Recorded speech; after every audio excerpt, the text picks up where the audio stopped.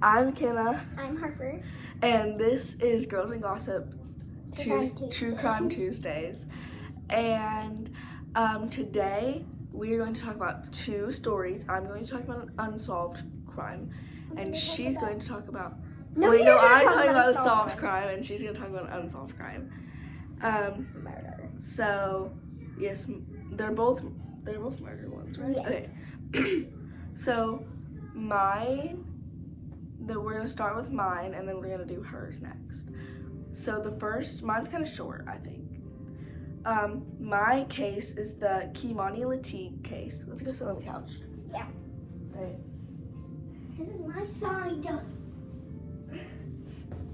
Let's get cozy, grab your snacks. Yeah, grab your snacks, drinks, all the stuff. Because we are going to talk about true crime and have fun. Okay.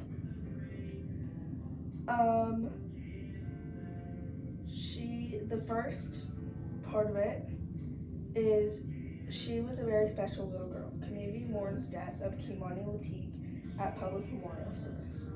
The 13-year-old girl's death has shaken the community and brought an outpouring of love from people who never even knew her. So, we have to scroll down for the rest. What the heck are these? That literally was the only part of this website. Here we go. I'm not forgetting it. At Kei'mani's memorial service, city leader vows to push for change following teen's death. Toledo City Councilman George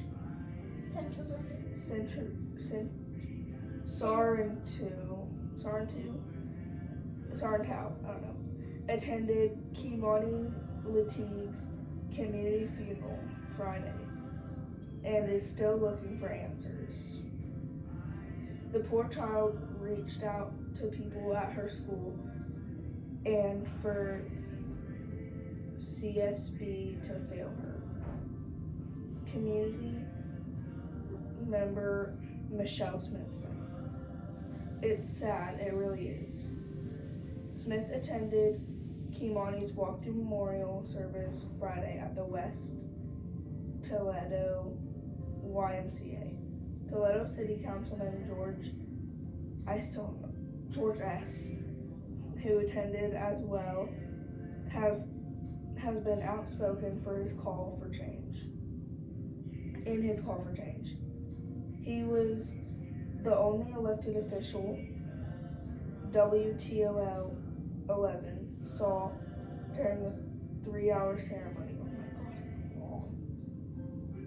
However, a letter from Councilwoman Sandra McPherson has displayed. She too has spoken out, specifically when it comes to demolishing abandoned properties in Toledo. So what had happened was her father had stabbed her and abandoned. I don't know if it was stabbed. She killed Her father. We'll get into that. We'll get into that soon. Hold on, we need to find something that shows, that tells what happened. Oh my gosh, what are all these ads? Okay, we're gonna do a different website because this one is not working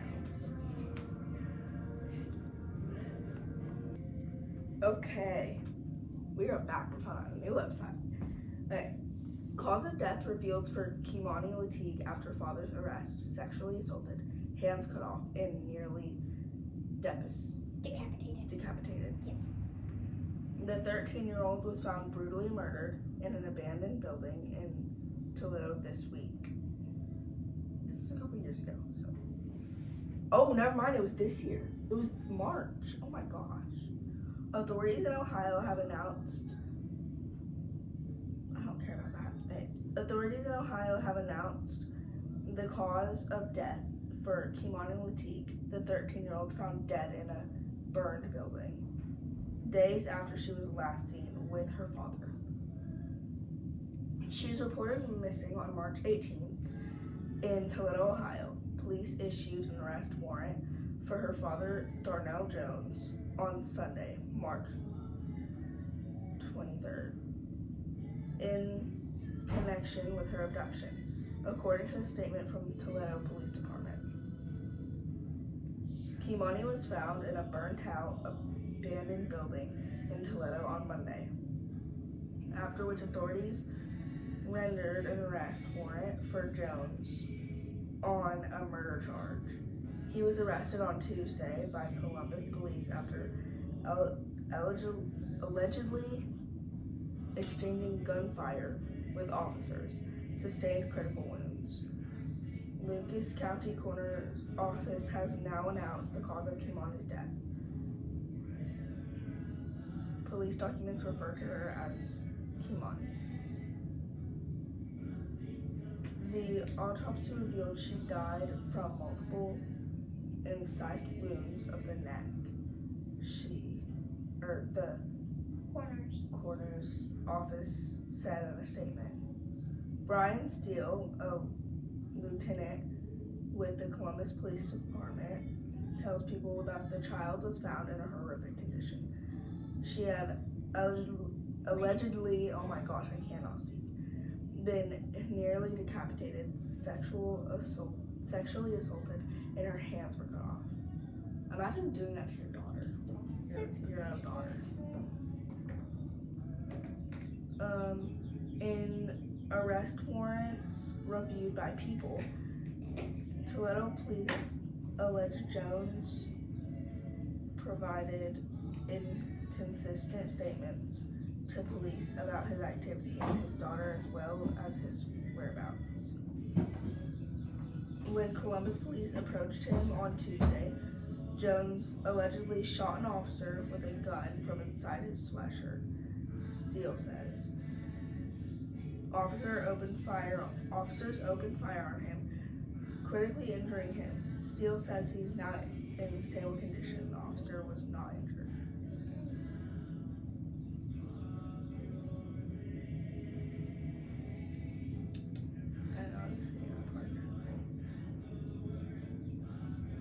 The gruesome nature of this crime has left Kei'mani's community in shock. At a vigil on Tuesday, nearly 100 people came together at the site where her body was found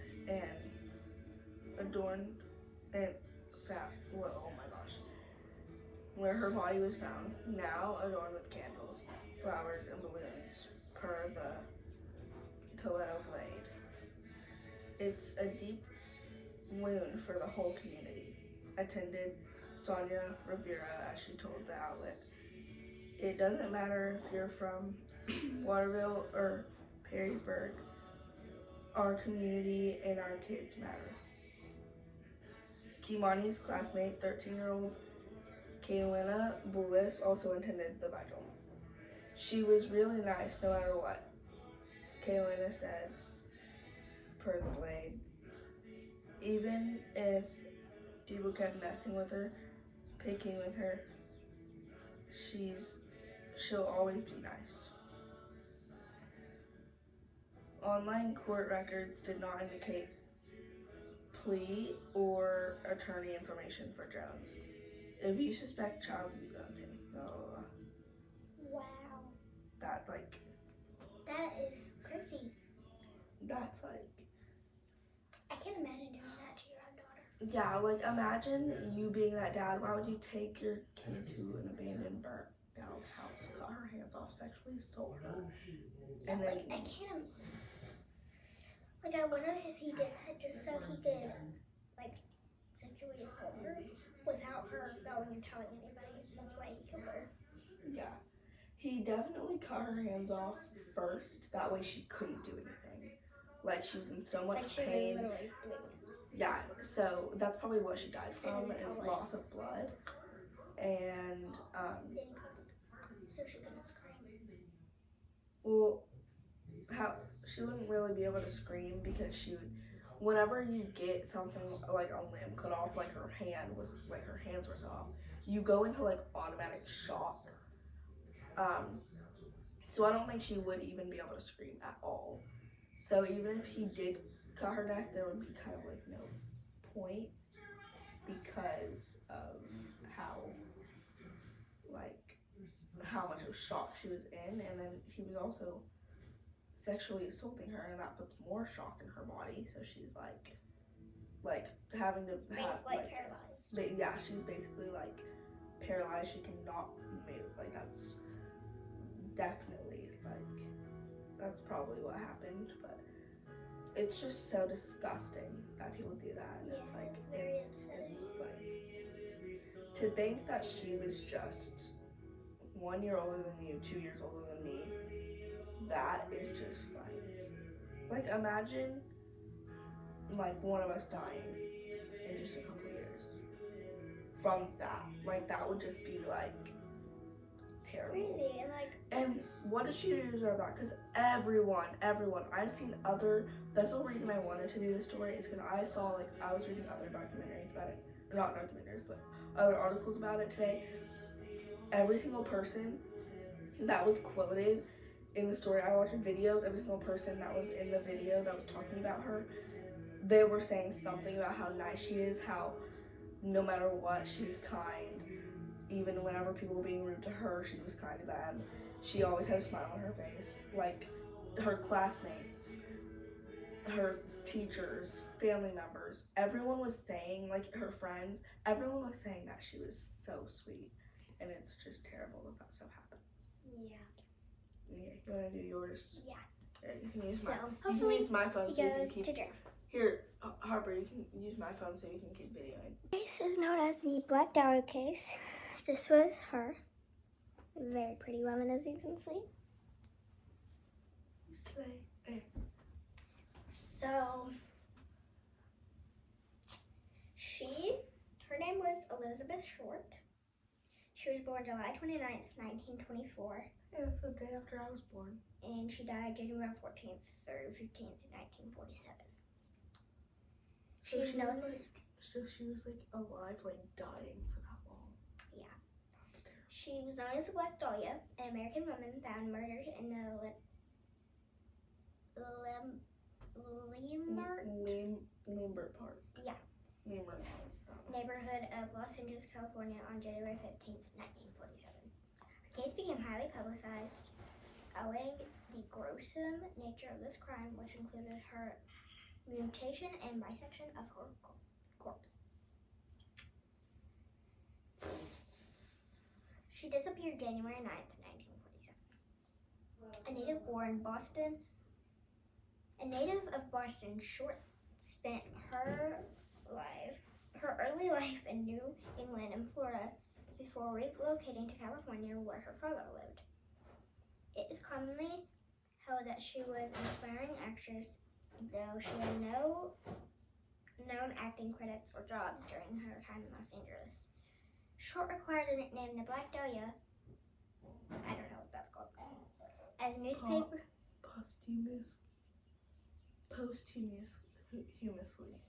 As newspapers of the period often nicknamed the particularly crimes, the term may have originated from the film noir thriller The Blue Dahlia, 1946.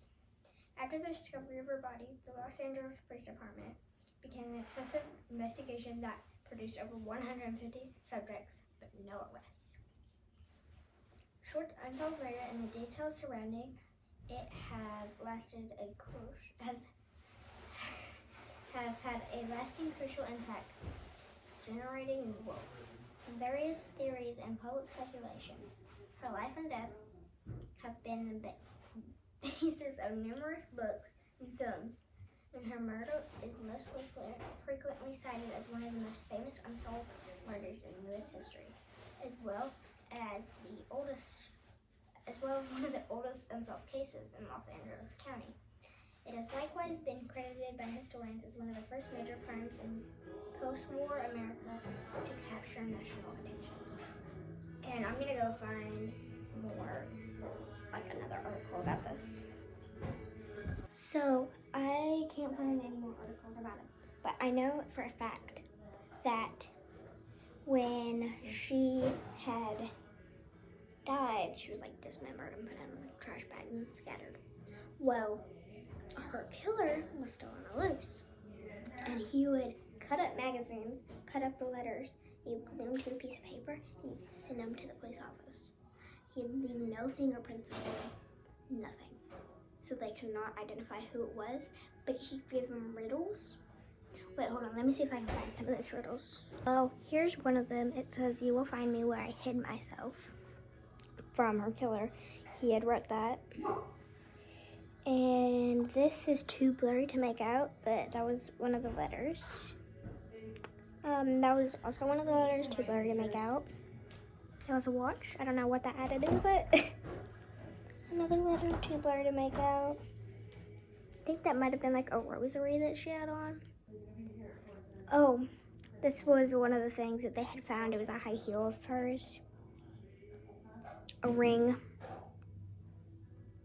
And there was also this. One of her rings, because it had an E on it. But yeah. It was really scary.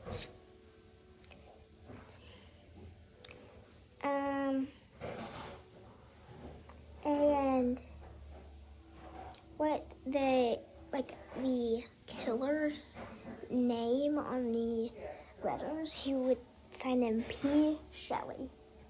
Who signed them what? The killer would sign the letters that he sent to the police station P. Shelley.